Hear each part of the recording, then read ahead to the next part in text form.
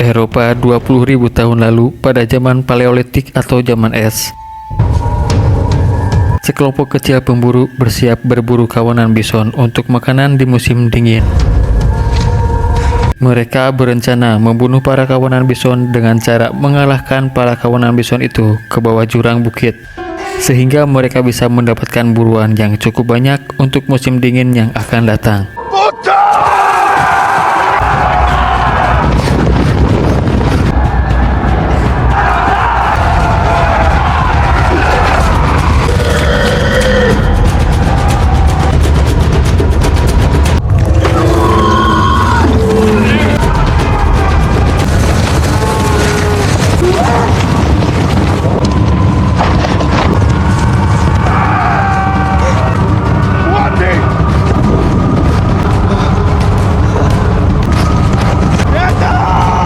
Tetapi ada pemimpin kawanan bison itu yang mempunyai naluri balas dendam dengan menyeret salah satu pemburu muda ke bawah jurang.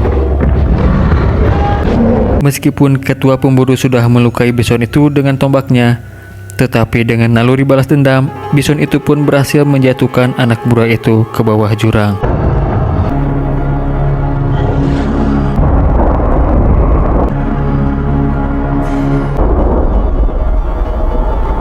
Dan itulah scene pembuka dari film yang akan kita bahas kali ini yang berjudul Alpha. Tidak usah berceloteh lebih lama lagi, seperti biasa siapkan amunisi kalian, jangan nonton di kegelapan, mari ceritanya kita lanjutkan.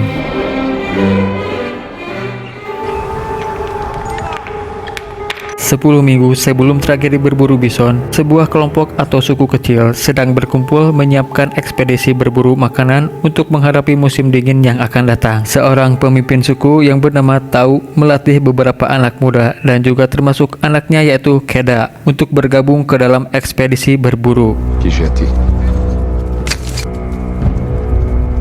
Mereka dilatih membuat sebuah mata tombak yang terbuat dari batu sebagai senjata utama mereka. Aturan dari ujian itu adalah jika mereka berhasil membuat ujung tombak yang sangat tajam, maka mereka lolos sebagai anggota pemburu bagi suku mereka. Salah satu anak muda yang akan kita panggil Jajang berhasil membuat ujung tombak yang tajam. Begitupun Keda, dia juga berhasil dan lulus dari ujian itu. Tau mengajari mereka yang berhasil lulus dengan memerintahkan anak buahnya untuk memberikan rasa sakit dengan memukuli Keda dan Jajang, karena Tau ingin mereka bisa menghadapi berbagai kondisi dan ancaman yang ada di alam liar untuk menjadi pemburu yang tangguh dan bermanfaat bagi suku.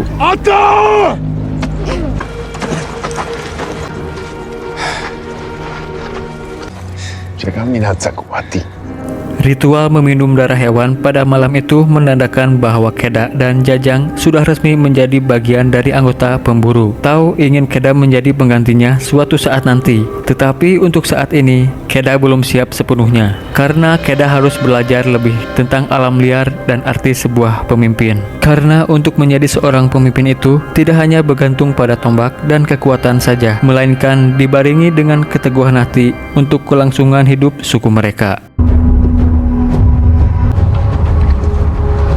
Keesokan hari, para pemburu berangkat untuk melakukan ekspedisi ke sebuah tempat yang sudah biasa mereka datangi dengan jarak tempuh yang sangat jauh. Ibu Keda sempat khawatir jika Keda tidak bisa menjaga dirinya dengan baik di alam liar, tetapi Tau meyakinkan bahwa Keda sanggup melewati semua rintangan dan halangan yang akan datang.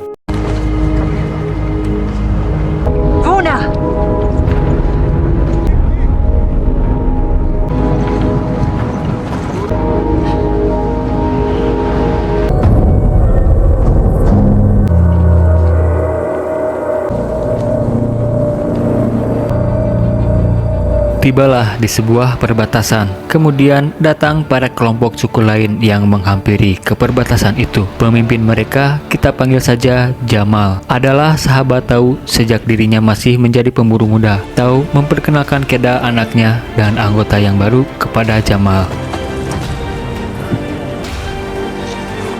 Aku anak.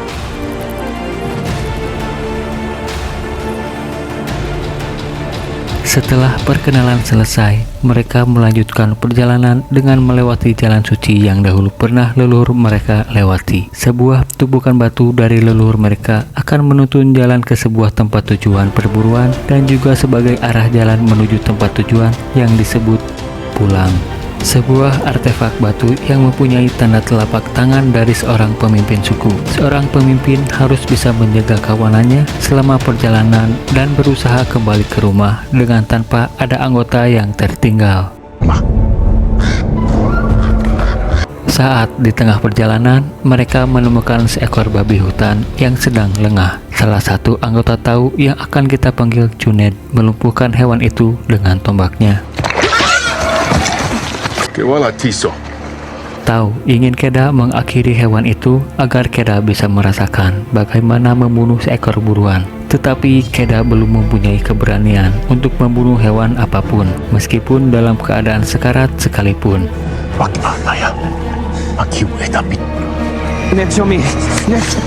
Tahu pun kesal kepada Keda karena dia masih belum memiliki keberanian untuk membunuh buruannya, karena keberanian dan kekuatan untuk menjadi seorang pemimpin itu adalah dengan cara diraih, bukan diberikan. Beristirahat di saat perjalanan memang sangat diperlukan untuk mengembalikan kekuatan. Tetapi saat itu mereka sedang diawasi dengan sesuatu di balik gelapnya hutan. Tahu yang sudah berpengalaman berada di alam liar langsung merasakan suatu bahaya yang akan mencelakakan kawanan. Memperingatkan anggotanya agar berhati-hati dan fokus dengan apa yang akan terjadi. Dan benar saja apa yang Tahu takutkan. Seekor harimau menerkam Jajang dari arah belakang dengan sangat cepat dan tidak bisa diprediksi kedatangannya oleh semua kawanan. Akhirnya Jajang tewas dimangsa oleh harimau itu.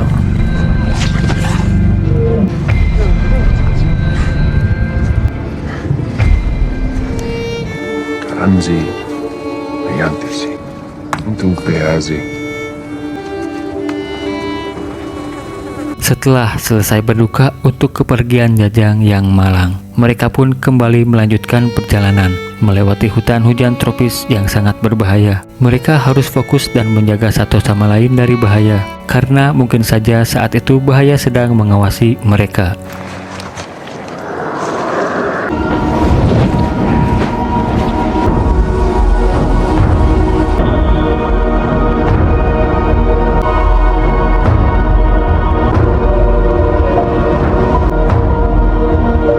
Perjalanan untuk sampai ke tempat perburuan masih sangat jauh. Berhenti sejenak untuk beristirahat di sebuah gua. Mereka membuat sebuah tato dengan alat yang diberi nama rek pada zaman itu.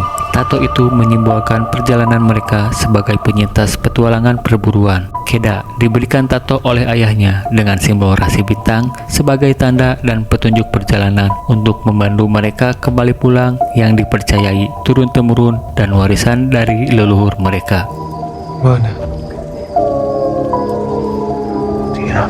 Selagi Tahu bercerita tentang masa lalu, lolongan serigala di malam itu memberikan Keda pencerahan dari ayahnya bahwa seorang pemimpin kawanan haruslah kuat, tangguh, dan jangan lengah. Siapa tahu posisi kepemimpinan itu akan direbut oleh anggotanya yang lain. Jika sang pemimpin lengah, maka kelemahan dari sang pemimpin akan dimanfaatkan oleh yang lain. Maka dari itu, sang pemimpin jangan sampai lengah dan harus tetap kuat.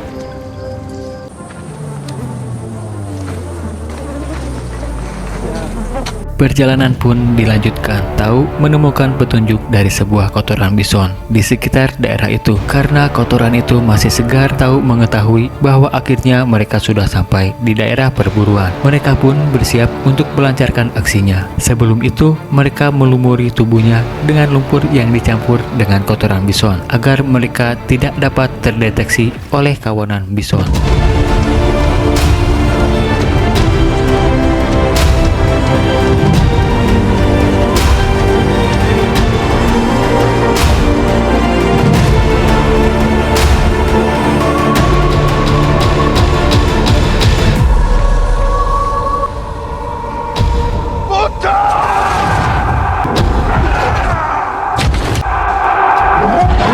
Setelah melancarkan serangan, seperti scene yang ditampilkan di awal film, jika anak muda itu, Keda, didorong oleh bison ke dalam jurang. Keda mencoba berpegangan ke sebuah batu, tetapi hal itu sia-sia karena dia berpegangan ke sebuah batu yang rapuh, sehingga membuat dia terjatuh.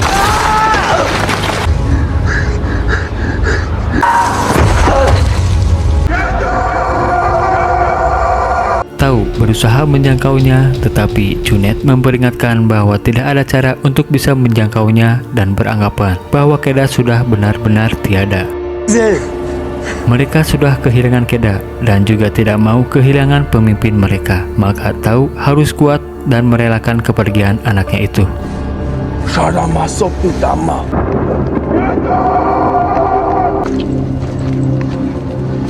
Jamal akan mengambil sebagian hasil buruan dan segera kembali ke sukunya, memperingatkan Junet agar memberitahukan kepada Tau memang kehilangan itu sangat menyakitkan, tetapi mereka harus menerima dengan apa yang sudah terjadi, maka dengan begitu roh anaknya bisa tenang di alam sana.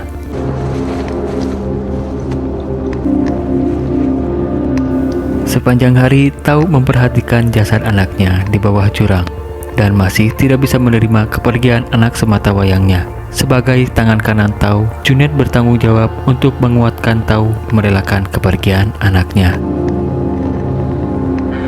Upacara pemakaman yang disertai duka dan tangis dari Tau atas kepergian Keda. Bagaimanapun juga, apapun kondisi yang sudah terjadi saat itu, Tau harus kuat dan mengikhlaskan kepergian anaknya. Akhirnya mereka pun bergegas kembali pulang dengan membawa kedukaan, meninggalkan jasad Keda di tepi jurang.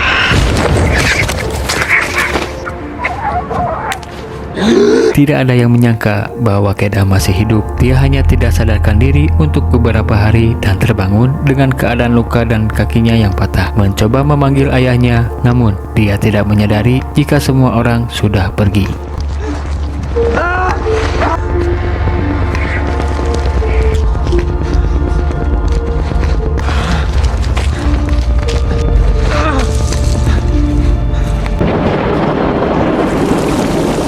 Berusaha untuk menahan pegangan sampai saat itu turun hujan. Tidak ada harapan untuk Keda bisa bertahan hidup. Namun, anak muda itu mempunyai sebuah ide dengan menunggu air menggenang, sehingga dia bisa menjatuhkan diri ke dasar jurang.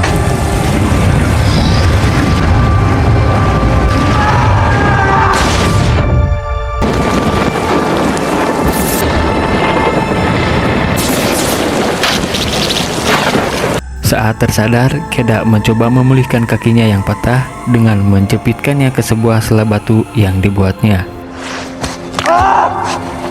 Setelah selesai mengobati kakinya, Keda berusaha untuk pergi ke atas jurang. Tempat pertama kali dia diserang dan terjatuh. Melihat sebuah pemakaman atas dirinya, Keda sangat sedih dan kecewa karena semua orang telah menganggapnya tiada. Tidak berselang lama, sekelompok serigala datang untuk memangsa Keda yang sedang tidak berdaya. Dengan keadaan yang tidak memungkinkan, Keda berusaha berlari dari gerombolan serigala yang siap memangsa. Akhirnya anak muda yang malang itu bisa lolos dari kejaran serigala. Namun dengan insting mangsa yang kuat, para serigala itu bisa menemukan Keda yang sedang beristirahat. Kejar-kejaran terjadi, Keda berusaha memanjat pohon dan berhasil melukai dan melumpuhkan salah satu pemimpin serigala itu dengan pisau. Karena sang pemimpin serigala sudah tumbang, para serigala yang lain tidak bisa berbuat apa-apa dan pergi meninggalkan Keda beserta pemimpin mereka. Keesokan harinya, Keda mempersiapkan sebuah senjata dari bahaya yang akan menghampirinya kapan saja, karena saat itu petualangan bagi dirinya baru akan dimulai. Serigala yang sempat dilumpuhkannya ternyata masih hidup. Hewan buas itu pasrah ketika Keda akan mengakhiri hidupnya, tetapi anak muda itu masih mempunyai hati nurani. Dia tidak akan menghabisi musuhnya yang sedang tidak berdaya. Pada akhirnya, Keda membawa serigala itu untuk mengobati luka atas perbuatan Keda. Karena di tempat yang terbuka sangat tidak aman, Keda mencari tempat untuk berlindung dan beristirahat sampai menunggu luka kakinya pulih.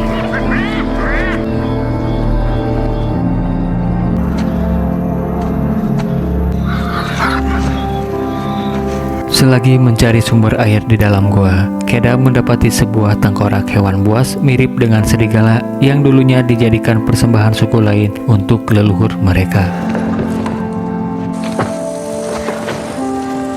Keda mengobati kakinya dengan tanaman herbal di sekitar tempat itu. Tidak disadari, serigala itu berhasil melepas tali yang sempat Keda buat di mulutnya dan mencoba untuk berinteraksi. Keda mencoba memberikan air untuk hewan itu. Respon dari sang serigala sempat membuat Keda takut, namun Keda berusaha memberitahu serigala itu bahwa dia bukanlah musuh, melainkan seorang teman. Kara. Hari-hari yang sudah dilalui, Keda berusaha bertahan hidup dengan terpaksa memburu hewan untuk makanannya sambil mengobati kakinya dan luka serigala itu. Karena saat ini Keda akan merawatnya sampai suatu saat mereka bisa pulih dan kembali pulang. Memberikan nama serigala itu dengan panggilan Alpa.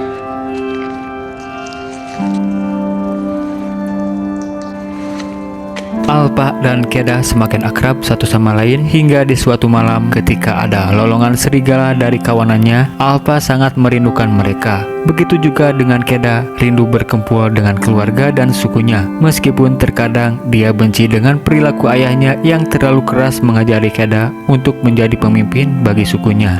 Cuaca saat itu sangat dingin. Keda mengetahui jika musim dingin akan segera tiba dalam waktu dekat. Maka dari itu, mereka harus segera pulang. Kebetulan luka mereka juga sudah pulih dan tiba waktunya untuk bersiap berpetualang kembali ke keluarga mereka.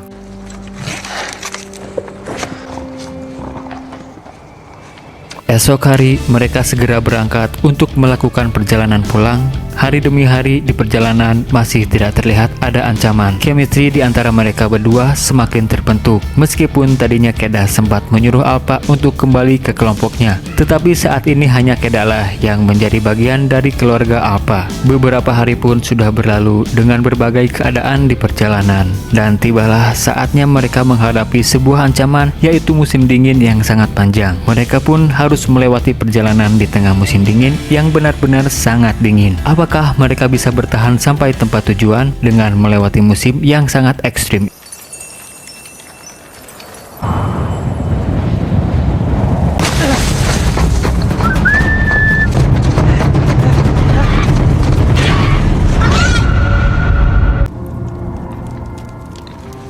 Suatu malam saat sedang beristirahat untuk memulihkan tenaga, mereka dihampiri oleh kawanan serigala yang merupakan anak buah Alpa, seperti sedang berinteraksi dengan menceritakan suka duka saat perjalanan yang Alpa dan Keda lalui. Maka Alpa pun memutuskan untuk kembali ke kelompoknya. Dengan berat hati, Keda harus menerima keputusan dari hewan itu. Kali ini, Keda harus berjuang sendirian di tengah badai salju yang bisa saja membunuhnya karena diakibatkan oleh hipotermia yang akan menggerogotinya. Sesekali Keda melihat rasi bintang sebagai petunjuk baginya untuk tujuan pulang.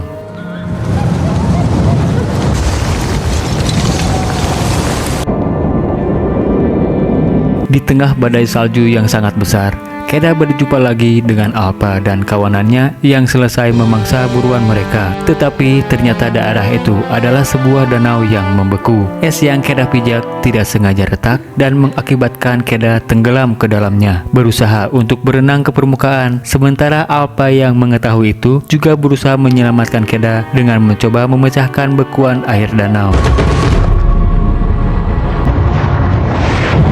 Setelah berusaha keluar dari dalam es, akhirnya mereka berdua bersatu kembali melanjutkan perjalanan untuk pulang. Kali ini, Alpa tidak akan meninggalkan Keda berjuang sendirian di tengah ancaman. Suatu saat di tengah perjalanan, ada sebuah jejak kaki manusia. Rupanya itu adalah jejak kaki pria tua, entah dari suku mana dia berada. Keadaan pria tua itu sudah membeku dan mati. Keda mencari sebuah makanan di dalam tenda pria itu, karena selama di perjalanan dia tidak menemukan hewan buruan untuk dimakan. Tidak ada satupun makanan yang ia dapat. Mungkin juga si pria tua itu pun mati karena kelaparan. Hal yang ditakutkan Keda terjadi, mengalami dehidrasi tinggi yang diakibatkan hipotermia, mengeluarkan darah dari mulutnya, dan dia juga sudah kehilangan harapan untuk bertahan. Tetapi hal itu tidak membuatnya menyerah, kembali melanjutkan perjalanan dengan membawa sebuah panah dari mayat pria tua itu.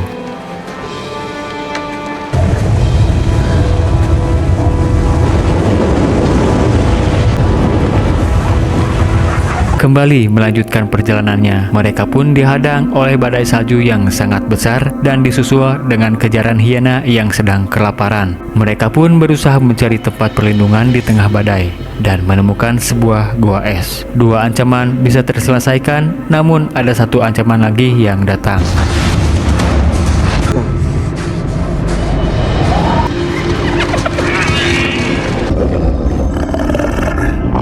Alpa merasakan ada sesuatu di balik batu yang mengancam, dan benar saja seekor harimau buas yang tiba-tiba saja menerkam. Tetapi Alpa mencoba melawan meskipun dia bukan tandingan. Keda mencoba membidik harimau itu dengan panah dan berhasil melumpuhkan hewan buas itu dengan satu serangan. Tetapi nasib Alpa sangat kritis, meskipun tidak sampai membuat Alpa kehilangan nyawa.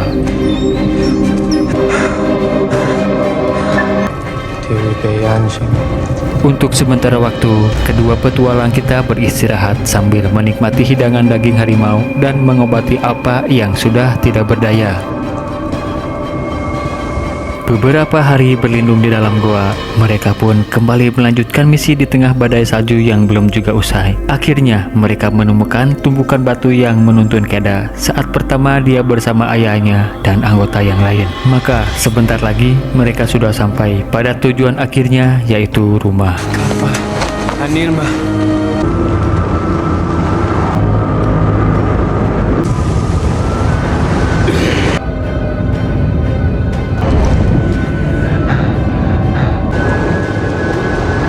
Karena kurangnya persediaan makanan dan minuman, begitu juga dengan perjalanan yang semakin mencekam. Mereka pun dipaksa untuk beristirahat di tengah badai salju yang belum berlalu. Sementara di rumah, ayah dan ibu Keda sangat merasa kehilangan. Yang dipikirkan orang tuanya saat ini adalah, jika Keda masih hidup, pasti dia akan menjadi pemimpin yang sangat kuat dan hebat. Tetapi itu hanya mimpi Keda yang sekarang sudah terbangun dari peristirahatannya. Alpa yang saat itu masih tidak berdaya karena sudah tidak kuat lagi melanjutkan perjalanan. Keda pun harus memangku Alpa karena dia tidak ingin meninggalkannya, dan masih ada harapan bagi mereka untuk hidup sepanjang perjalanan yang sangat jauh dan berbagai kesulitan yang dihadapi. Maka tempat yang diharapkan sudah berada di depan.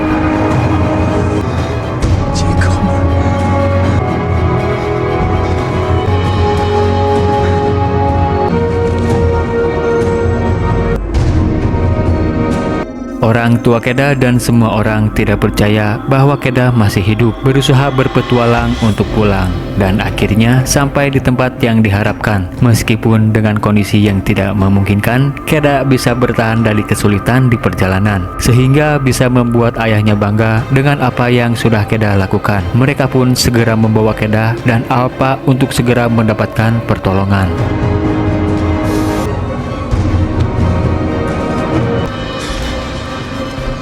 Sang ahli peramal mengetahui kondisi Alpa yang lemah diakibatkan karena Alpa sedang mengandung anaknya dan harus segera melahirkan. Beruntungnya Alpa yang saat itu sempat terselamatkan berkat Keda yang tidak meninggalkannya di perjalanan. Para suku menyambut hewan-hewan itu dengan senang hati dan menganggap mereka adalah bagian dari keluarga.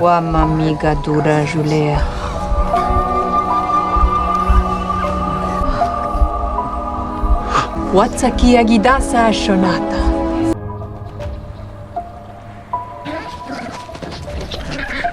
Petualangan Keda dan Alpa yang berjuang untuk bertahan hidup akhirnya berakhir dengan selamat. Bahkan bisa menambah anggota keluarga, yaitu para serigala, untuk ikut bergabung ke petualangan yang akan datang. Dari sini Keda bisa belajar banyak hal tentang bagaimana kita bisa berjuang menjalani kehidupan meskipun dalam keadaan yang mustahil, bisa membuatnya tetap bertahan hidup dan mengerti tentang apa arti sebuah pemimpin.